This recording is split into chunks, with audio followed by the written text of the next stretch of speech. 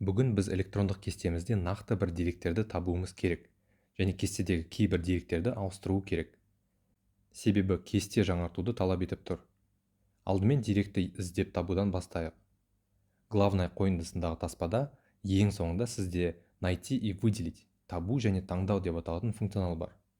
Айталық, біз Амир Қуанышбаев атты сату менеджерінің барлық жазбаларын тапқымыз келеді.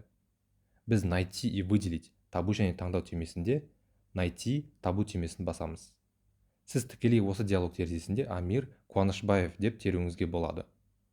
Немесе кестеден Ctrl+C пернелермен көшіріп, мына жерге Ctrl+V қойсақ жылдамырақ болады. Бізде найти далее, келесін табу батырмасы бар. Ол бізді Амир Қуанышбаев пайда болған барлық жерлерге бір-бірден шарлап апарады. Немесе найти все, барлығын табу түймесін басуға болады. Сонда Excel бағдарламасы сізге Амир Қуанышбаевтың осы электрондық кестеде пайда болатын барлық жерінің тізімін береді. Және сізге Амир Қуанышбаевтың осы электрондық кестенің қай жерінде пайда болатыны туралы нақты ұяшыққа сілтеме береді.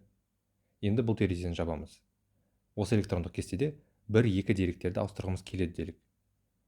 Біз осы сату менеджерімізден өзінің тегін өзгерткені жайлы Қуанышбаев емес, қазақша Қуанышбай болды. Енді оны электрондық кестеде дұрыстауымыз керек. Олардың әрқайсысын жеке-жеке ауыстыру ұзақ уақыт алады. Алайда Excel бізге мұны тез жасау құралын ұсынған. Біз найти и выделить түймесіне қайта ораламыз. Мұнда заменить, ауыстыру түймесін таңдаймыз.